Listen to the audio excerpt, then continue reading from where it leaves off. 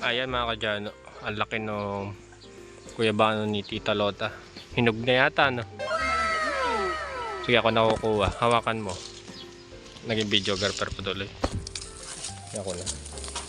Ako na ang kukuha ng yung guyabano. Hindi talaga nagkakasira. Hindi, kung bumagsak. Wala nga. Meron pa yata isang bunga yan. Maliliit pa, ayun, no? Malaki meron akong makitang malaki-laki. Napunta dyan lahat yung sustansya. Na ano kasi na dadaunan. Ito nabulok ko. Dadaunin lagi. Ayaw binata ng ano, lagi nakukuha ng baka. Kalaki. Ganda ng bunga. Masarap yan sa akin. Hinog sa akin. Nung ang lola mo, daming ganito. Hinog sa puno. Naabutan ba nyo na? Nung kayo maliliit. Meron yata sa kabila. Yung sila Lourdes. Baka sila pa yan. Yung sila Lourdes, marami sila. Doon yata dati sa amin, meron doon eh, guyabano. Marami doon sa may ano. Kasi mamatay na. Hindi ka nakilala, may hawak ka lang guyabano. Ate, sa'yo na to. Matamis kaya yan? Buti na. Malambot na eh. Saan malam? Eh, lagi kong tinitingnan yun. Matamis kaya yan? Yung ano? Alin? Silyo? Kampit saan?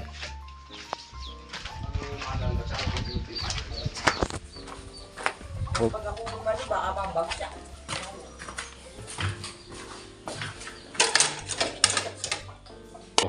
Ayun, mainit yung laman eh. Yes, ayun yun, dadalhin ko rito. Thank you.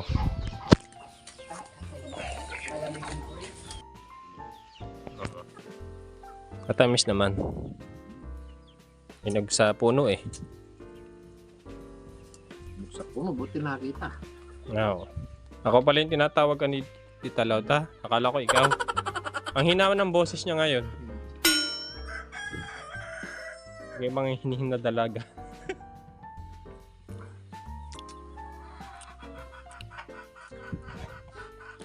Sakto-sakto yung asim.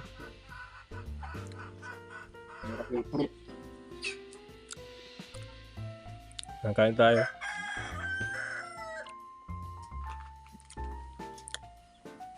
Gusto kaya ni Cristel yan?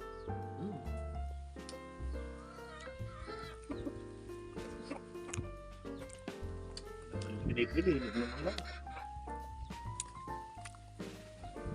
Pala magtanim din ako nito sa amin, no? Paano tumutuburan?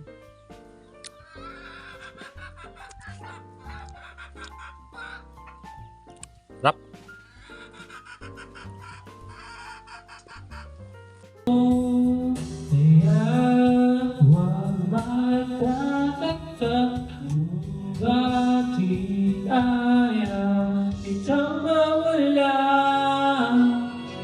Kung hindi man tayo hanggang dulo akong kalimut dito lang alay di ako lalayo dahil ang tanging panalangin ko ay ikaw. Like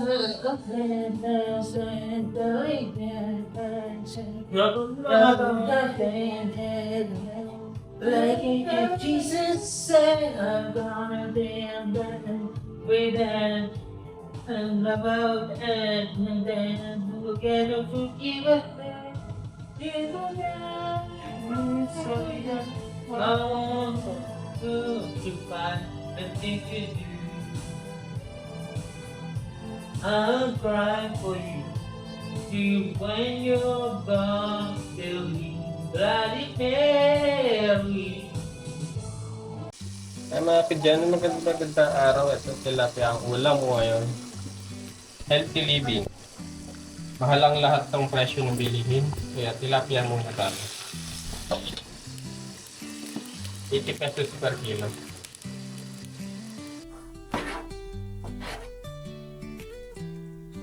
Sawa ng ating mga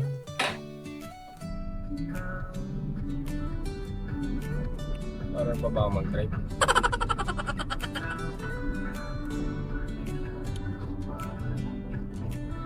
At ayun po mga kadyan, lalabas lang po tayo saglit dyan sa malapit. Kasi naubusan na po tayo ng stock ng bigas. Ayan. Bibili po tayo siguro mga 25 kilos. Medyo maalinsangan yung panahon ngayon mga kadyan. At may nakita ko sa balita is may paparating daw na bagyo. Tag-init pero may darating na bagyo. Bagay nasa Pilipinas tayo. May ilang araw na rin pong hindi umuulan dito mga kadyan. Siguro 2 linggo na. Hindi ko na sure. Yan. After 1 week is may lalabas natin ulit yung ating sasakyan. Mahal ang gas kaya minsan na lang tayo lumabas. Yan. Saka ang baba pa ng mileage ng ating sasakyan. Dapat nga nagagamit lagi. Kaso tipid mode tayo mga kadyano. Ang oras na po na to, tanghali na. Tanghali na kasi ako bumangon. Or tanghali na tayo umalis. Need na talagang bumili or lumabas kasi wala na akong stock ng bigas. Si Tita Lota naman, meron silang stock ng bigas kaso di na daw nila binebenta kasi paubos na rin namin sa kanila. Ayan. Kaya ready tayo, bibili muna tayo sa labas para hindi tayo mag-alangan. Ayan. May kakain po tayo bukas. Ayun pala mga kadyan, wala palang third crop dito sa amin. Kaya ayun mga tuyoy mapalay, walang tanim.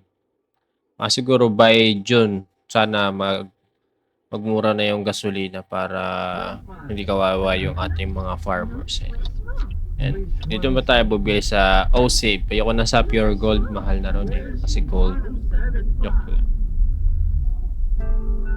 Yan pala mga kadyano, pamilyar tong yung sasakyan na nakapark dito sa OSAVE.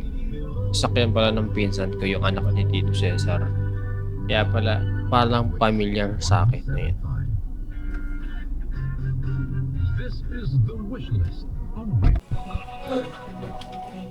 Mas malapit dito.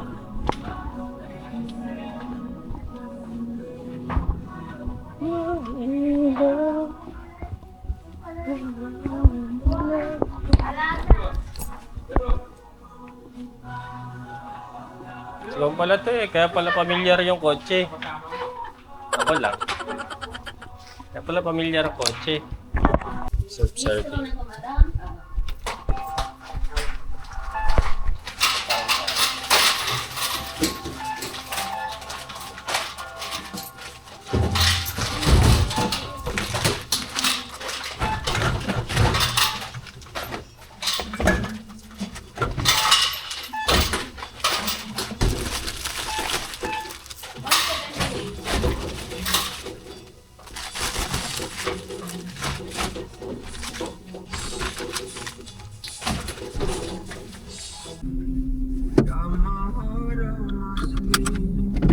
Tayo po mga kadyan, dito pa tayo bibili sa may sentro ng bigas kasi mas malapit.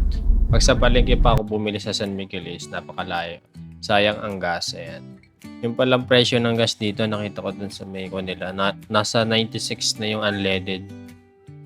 Ayan, medyo mahal compare sa nung lumabas ako noong March. 90 lang kasi yung nakaraan. Tumaas ng 6 pesos. At tayo mga ka-channel, dito na tayo sa ating place at parking na tayo. Bungga-bungga. At mga ka-channel, yung bahay natin, kalahating white, kalahating concrete. Soon mga ka-channel, mapipinturahan din natin yan kasi mataas na. Kailangan natin ng hagdan or ibang gagawa para doon. Mahirap na pag nahulog tayo. Wala na magbabayad ng ibang bills. Ayan. Sana na mga kadyano hindi tumaas yung ating bill sa kuryente ngayong April na yan. Kasi nakaraang buwan is nasa 1.3 yata yung ating kuryente. Para sa iba siguro mababa yan. Para sa akin, mataas na yun. Ayan. Wala si Kuya Brian. Magawa kanyang bahay. Napaka-alinsangan. Magawa siya at tanghaling tapat. Pagka na-heat stroke siya dyan. Eh.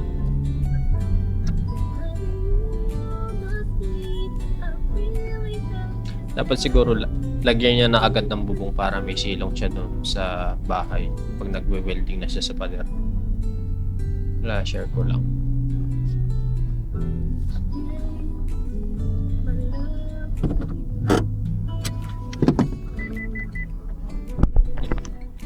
Pali! Ay mga kadyan, nag-grocery tayong konti kasi wala tayong bigas. Yeah, pang emergency lang yung mga noodles natin tsaka delata tapos ayun. In case lang naman.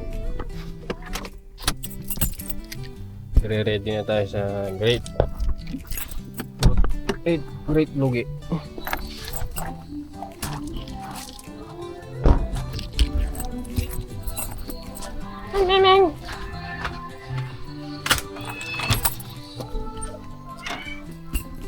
Hindi ka sumama ito artist.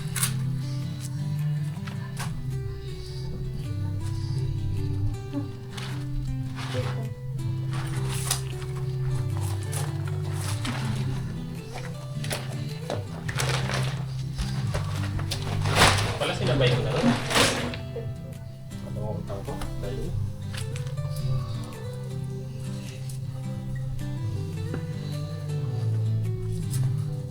mahal na mahal kitang kristal eh. Binilang kita ng regalo ko sa'yo. Ano yan? Hindi. Regalo ko kay Crystal ah. Sponge. Favorite na. Ayan, tanga yan, tanga. Dalandan. Ay, kala ko kalamansi, dalandan pala to.